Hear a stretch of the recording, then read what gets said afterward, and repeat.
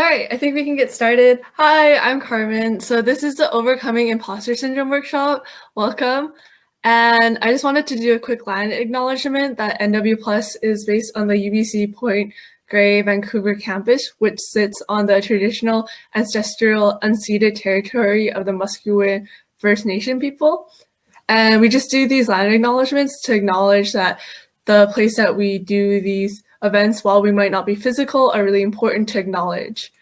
And for some context about me, hi, I'm Carmen. I'm currently a hack camp coordinator at NW Plus. Basically, our hack camp organization is doing a beginners in tech hackathon where we really want to encourage more people to try it out. I would encourage everyone here to check it out too. It's going to be in December 2020. My pronouns are she, her, as well as I'm currently a fourth year in psychology, as well as I'm a TA for CompSci 100, which is about computational thinking. So we actually learn about SNAP, as well as more of the theory behind CompSci, as well as psychology 217, which is about research methods.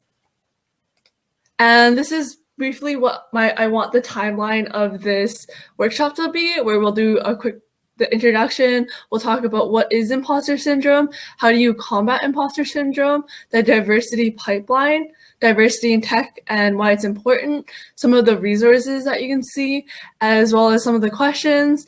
And we'll also do a sharing experiences at the end. So it'd be really great if everyone at the end who is willing to turn on the camera or even be in the chat, as well as talk about how your own personal experience with imposter syndrome, as well as you can also put in the chat like how you're feeling today. It's good to know, kind of gauge how the energy is. I appreciate you taking the time to listen to this. So we're obviously going to get started. So here are some definitions of what is imposter syndrome. So I gave a variety of definitions because I wanted people to see kind of how you can categorize imposter syndrome, as well as the differences that there might be.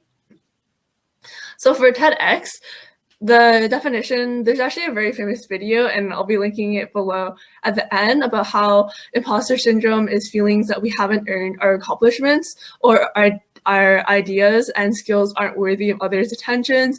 This can be where you don't feel like you belong in comp sci, or you feel like you aren't adequate enough because you don't know all the languages, even though that is a very, very high bar because there is all languages, as well as some people may feel like, since it's called imposter syndrome, that it might relate to be having a disease or an abnormality, but this isn't necessarily even tied to depression, anxiety, or self-esteem. You can have very, very high self-esteem and still feel like you're an imposter or you're a fraud, as well as the other definitions that we'll be talking about is how the belief of one's success is not deserved or hasn't been achieved as one's own effort or skill, as well as it's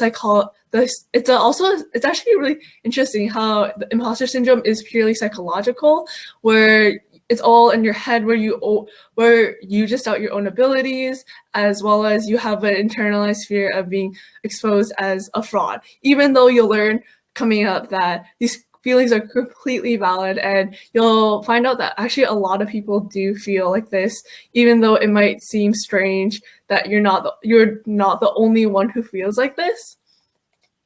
So we're also going to talk about, this slide is who is infected by imposter syndrome. You'll actually realize that a lot of famous, very accomplished people, such as Albert Einstein, who won a Nobel Prize, as well as discovered some of the fundamentals of physics, felt like this too, as well as Maya Angelou, who has 11 books, as well as the first female ingredient poet in the U.S. presidential history. This means that she's doing a poem to the office, and that is a very, very high accomplishment, but even herself felt like she wasn't good enough, as well as it can disproportionately affect underrepresented as well as disadvantaged people, such as women, ethnic and racial minorities, people with different sexual orientations, and people with disabilities. And we'll be talking about kind of like why do we see this underrepresentation, as well as how does this kind of lead into people feeling like they're not valid, as well as their feelings of competence too. And some of the theories that behind imposter syndrome is how people who are highly skilled tend to think others are just as skilled, and this can lead to negative feelings about getting an internship, a fellowship, a grant, because they feel like they might not have necessarily deserved it because there are other people just as skilled as them. As well as one of the first things that we'll talk about is socialization, where as a kid, what kind of toys you're given with, what kind of ambitions, what kind of things that are deemed appropriate for your gender, where like you can be given dolls while boys tend to be given Lego or like science kits, as well as we're more like primed to be like in that like in those toys where like we have like a small kitchen, as well as kind of the messages that this will send to girls, especially at such a young age. And even how like as a young girl you may have felt like you didn't like pink because pink was too girly and you weren't like other girls, and this can really lead to a negative perception of yourself where society tells you that like, oh, like you shouldn't like play with this, you aren't seen in this, like this is what I mean, like the representation in tech. If you don't see yourself in tech, that can be really difficult to envision that you belong there. And feelings of belongingness is the second one, where there is a very strong male stereotype of tech, where you feel like, oh, like this is a very like male dominated industry, and that can cause a lot of feelings where like even though like there's only like 2 women, you might feel like there's like a spot, like, oh, you have to fight the other woman for that spot just to be heard, or you have to be like not like other girls, or you want to fit in where like, oh, you're just like the boys. But it's good to understand that you shouldn't have to do all these things to feel like you belong in tech. You shouldn't seek your self-approval through others and those validations from others, because they'll never be able to give it to you. You won't be satisfied with that, because your self-worth can't be determined by other people, because you'll never be satisfied. As well as how like this feeling of belonging can really lead to microaggressions, especially like, for example, like Black people's hairstyle, how that can feel like that can be deemed unprofessional even though it's just hair, or certain clothing items like dress codes, or like in some high schools how they are very strict about that, as well as like the perception that you may have or how you might be distracting. But those are things that shouldn't be said, because just because you have a certain hairstyle or you dress a certain way doesn't mean that you're less professional or less hardworking than the other individuals in your office or your workplace, because just having that is just a part of your identity. Like you can't change the color of your skin or just your like, or in terms of other identities that you might associate with, like especially if you personally identify as female, like that's not something that you can just change, as well as you shouldn't modify it.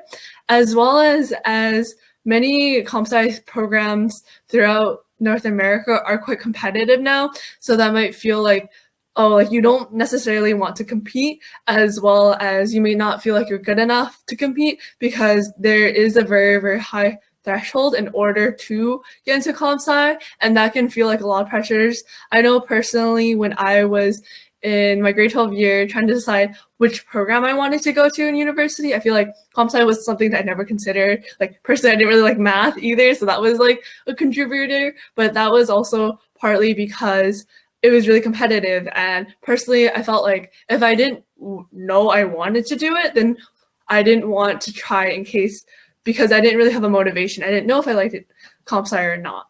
So that can really hurt representation, where more and more minorities feel like they're not necessarily fit for that role, fit for comp sci, so they choose not to apply, and that can definitely lead into a cycle where there is enrollment, lack of diverse candidates, which lead to less individuals on teams that can help make decisions and help broaden people's perspectives, as well as help the product be more accessible to more people.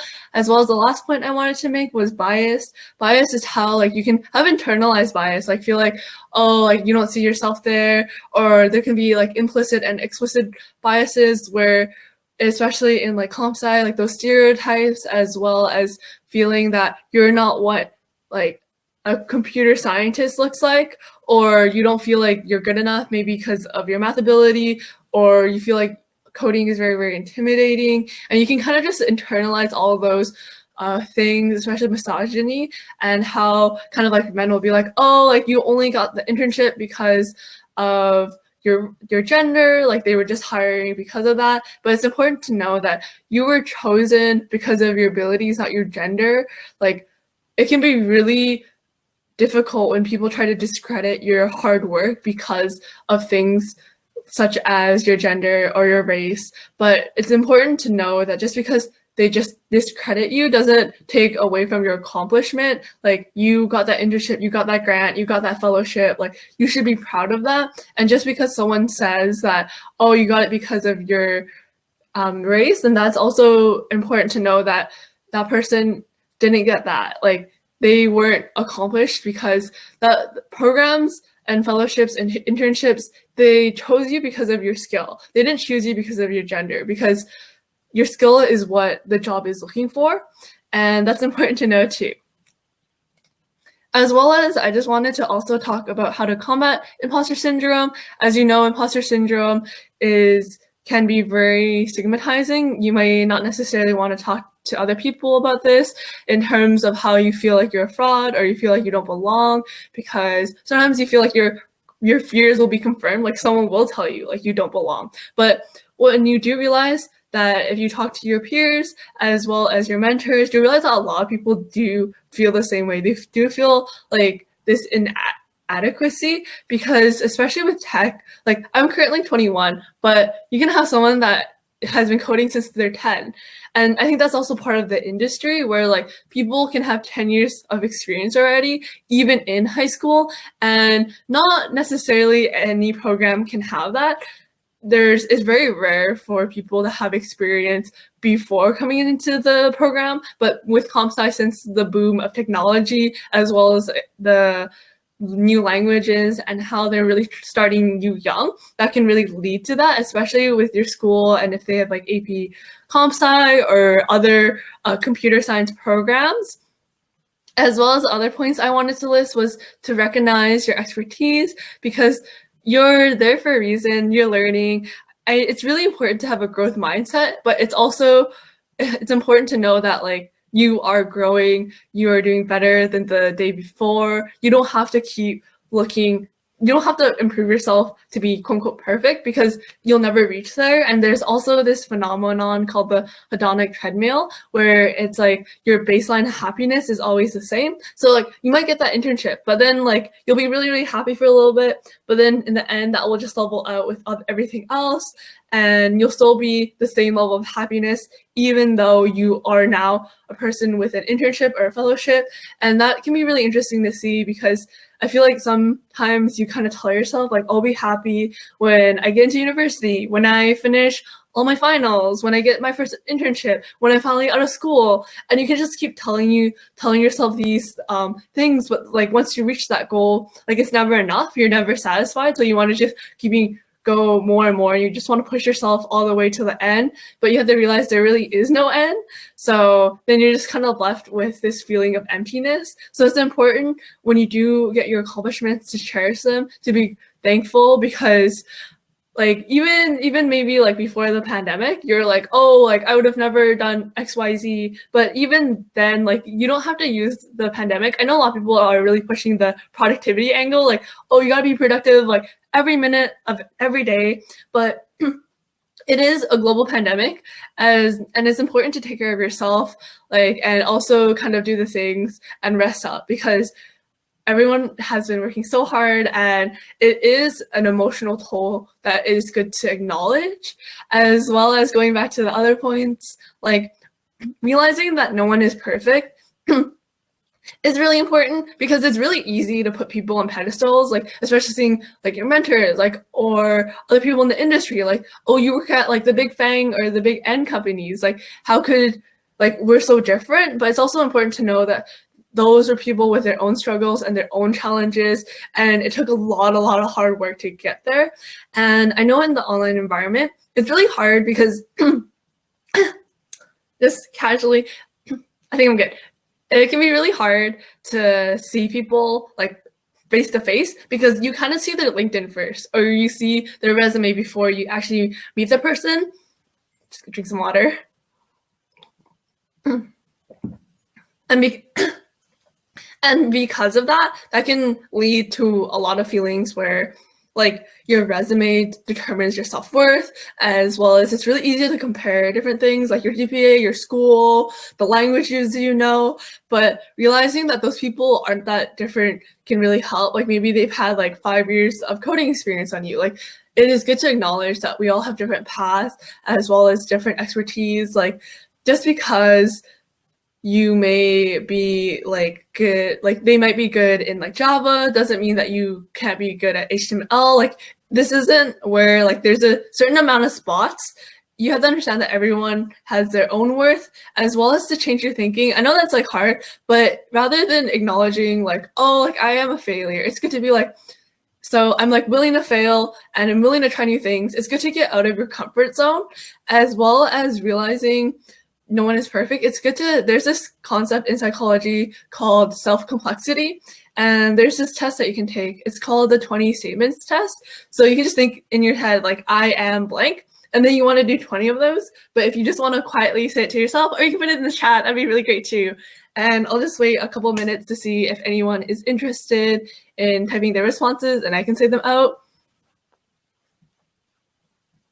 But yeah, but I will also just keep moving on. But if there are any questions, we will have a question period at the end, so you can also always save those. But just maybe think to yourself like, oh, what are 20 statements that you want to say yourself? Like, I am blank. And the concept of self-complexity is basically saying that, oh, like, you are not just a student. You are not just a programmer. You are not just a hacker. You are so many things other than that. You're a friend, a sister, a student, a daughter, as well as all these other things that you might be. It's hard to generalize these things, as well as, oh, you might be like a good friend. And just because you may not necessarily get that internship, that doesn't affect your ability to be a good friend. And it's also good to understand that your self-worth shouldn't be tied into just one thing, as well as talking to people that can help, because sometimes you realize that all these thoughts, you want to talk it out. Like maybe talk to your friends, but if you feel like these problems are more than that, professional help is always good. Like therapy is really good, as well as understanding that your mental health is just as important as your physical health. So it's good to get resources for that if you feel like it. And collecting and revisiting positive feedback. It might be hard to think of things that you've done right, especially if you don't have, if you don't recall them. And we tend to focus on the negatives, like depending on like how you did on a test, you tend to focus on like the points that you missed rather than the points that you did get. So that's also really important to know, like to kind of collect it. Because if you record yourself, like if you're in a lab and you feel like you keep messing up, you can record yourself, and then you might realize that a lot of the failures are not yourself but equipment. And that might make it clear that it isn't you but other external factors that you can't control. Yeah. And I just wanted to briefly talk about the diversity pipeline.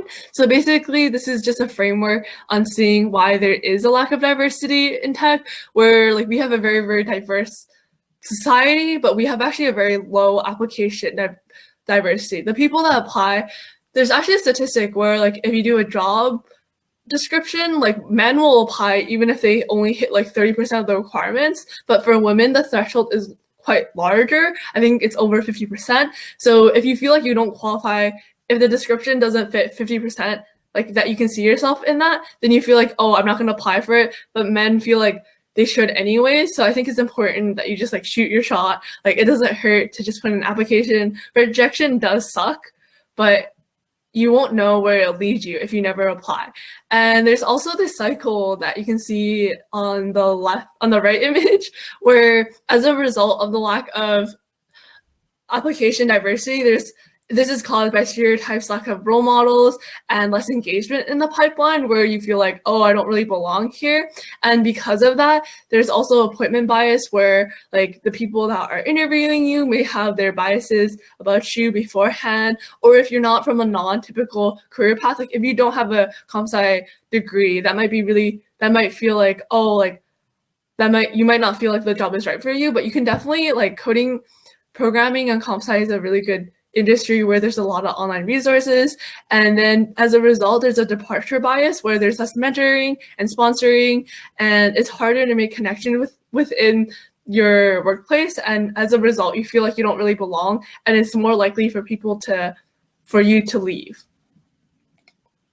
And I just wanted to highlight some statistics and data that the women of percentages and CIS bachelor program, so it's like computer information systems, like degrees, like it doesn't seem like a huge upscale trend, but it is going up. It says in the 2018 to 2019 that over 20% of people are in computer information systems, as well as 17,000 women have earned these bachelor degrees, because it's also important, like just because you may start out in comp sci, it's good to also stay in comp sci. And these are kind of other factors I want to talk about in terms of why diversity matters in tech, because if the people that are making technology aren't representative of the population, there are a lot of things and a lot of errors that can happen where there can be campaigns of a certain ideology, as well as these like gender and cultural phenomenons, especially since like there was this scandal where Google hadn't really considered skin tone too much when they were doing an algorithm and an AI on figuring out who is who. So the AI would mistakenly categorize Black people as gorillas because there wasn't that database of Black faces. And that's also really important where also in law enforcement and other things where that can affect your chances of getting parole as well as getting convicted. And because there was a lack of diversity in that, it could be very difficult because more and more people get incarcerated, as well as the cycle just keeps continuing. But in order to break the cycle, we have to be able to have those people in there. And the trend is good because there is hope where like AP computer science in the USA is increasing, where there's underrepresented minorities and females more. So you can see that the trend is expected to continue even up to 2020. And I just wanted to take the last couple minutes. Feel free to ask questions, but I also wanted to share these memes as well as sharing experiences about how you can combat imposter syndrome by talking about it, as well as everyone is quite susceptible to this thing called heuristic ignorance, where we all doubt ourselves privately but believe that we're alone in thinking this way. So I really wanted to combat that by just like asking the people in the chat, like, how are you feeling? Like, have you ever experienced imposter syndrome? How do you feel about that? As well as also discuss that. So I'll just give you guys, like, if anyone wants to chat or like share their screen, then go ahead. Oh, you see me as a speaker. Oh no, that's a event. Thank you. I'm glad that everyone feel like, I'm glad that the chat was engaging. I actually didn't think that anyone was there because it doesn't notify me, but thanks. I was like, I'm playing Among Us quite a bit, but if you want to share your experiences, like, feel free. Like, if you don't feel comfortable sharing your screen or your face, you can definitely just put it in the chat, because as the conversation is going, you can definitely just like talk about how all these things are talking, as well as, yeah, like being a woman in tech is really, it's kind of strange, honestly, because you don't really see yourself represented. And even like that socialization from such a young age, you can really feel like you don't belong or all these things. Like, you shouldn't even try comp sci, but it's actually really important like that. Like, we have these hackathons are female oriented, and you can really like meet other people and kind of see how their experience has done. So I really appreciate the chat. And if anyone wants to share their experience like that, they're more than welcome to. Yeah. But I totally understand if you don't feel comfortable, but you know, see some familiar faces, familiar names. Yeah. So I'm actually just gonna skip to the other slides. So if you guys want to see them before the presentation ends. So like, this is the end, like, please remember, like, it was really actually really interesting that TEDx said this, like, please remember that you have talent, you're capable, and you belong, because I feel like a lot of people don't get told this. They don't get told that they belong in tech, that you're capable. And it's also important that like, being like you don't have to be capable to be loved, because that's like a side tangent, but I think it's really easy to feel like, oh, like you're not worthy of love unless you're capable. But it's important to know that the people around you and in your lives will love you regardless if you're capable or not. Like you don't have to like land a huge internship in order to be validated as well as appreciated by your peers and your family. And these are some of the resources that you can take. I know like in the chat, like 13-year-old is like caught. Oh, how can you increase your confidence by going into an interview that you might not feel qualified for? So I actually got this advice where like you just apply to anything, but make sure that the interviews that of companies that you want to care about are the end, because real life interview practice is like the best, where you kind of get in the environment and that mindset. And it's totally fine to decline those, because those can kind of help where you get into the interview stage and you can kind of increase your confidence there, as well as I think talking to your peers, because so depending on your friends, they might be like brutally honest with you. And I think that's really important to see, as well as like even acknowledging like, oh, hey, like I'm kind of nervous, kind of like sets the mood of the interview where the interviewer understands. And also it's good if you do have like poor internet connection to just let them know ahead of time, be like, hey, my internet might disconnect. It's kind of like how your professors will be like, oh, they're like just don't come to me like last minute, as well as like, but they're usually more than happy to send an extension or whatnot if you do ask for it. And yeah, being like engineering, yeah, it was like, yeah, it is really hard when you see the gender discrepancy, because there seems to be like, it doesn't seem like you feel like you belong if you don't see other women, as well as, yeah, like in high school too, it can be very stigmatizing where you can kind of see like a certain group go for engineering, but you feel like you don't really belong in there and you don't really have representation. And even like seeking out mentors and whatnot, and this is just like the questions. I just gotta plug our social media if you want to follow us and whatnot. And yeah, like increasing your confidence going into an interview that you don't feel qualified for, that can be really difficult. But like I know like practice seems like a little odd, but maybe just think that you like reframe your mindset where you're like, oh, I'm just kind of like chatting to a friend, as well as understanding that like the interviewer, like they've been in your position, they wouldn't have been in the interviewer position without being an interviewee. So we've all like, people have all been there. Like we all start from different places. But yeah, I'm glad everyone's sharing their experiences too in the chat. That's really great. Oh, should maximize? Oh, the slide. Oh, okay. I feel like yeah, but I appreciate everyone coming out to the event. I will also put the docs there, as well as feel free to like connect. I'll also put my LinkedIn too, so if you'd like to connect with me, like I'm more than happy to set up a coffee chat. I will say that I am kind of swamped with school, so if you want to hit me up during like winter break, that would also be really cool.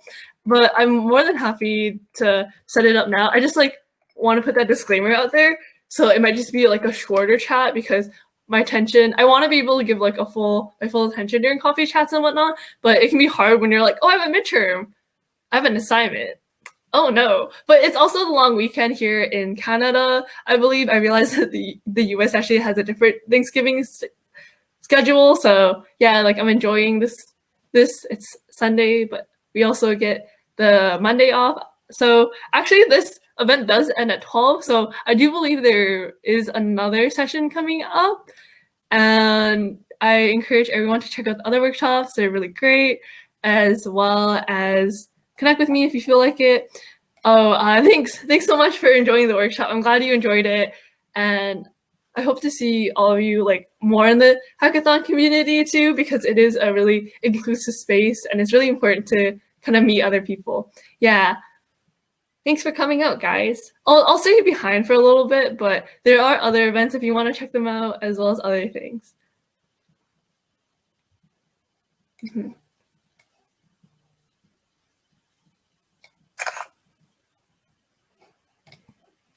That was just my screenshot. I'm also collecting positive feedback by taking screenshots of the chat. So that's like my kind of embarrassing thing to admit. Yeah, but thanks. I do appreciate your thank yous as well as the questions throughout the whole chat. And yeah, like, so this session has ended, so feel free to check out the other sessions.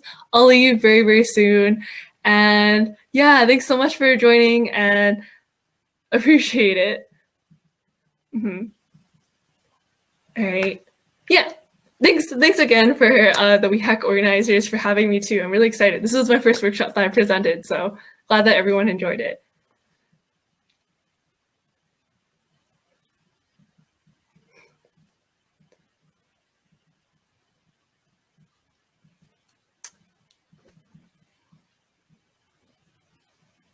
Thanks again. I'm glad you enjoyed it. I'm just like, oh, like very exciting. I was just like first time sharing like a tab and not your whole screen because I was like, I want to half screen it. Yeah. It was nice seeing you too, Ania. Good luck. I was like seeing your announcements, so I was like, ooh, I know her. Yeah, I think it's really cool that there's a lot of mini events too. And I'll like browse around, check out the other workshops, vibe out.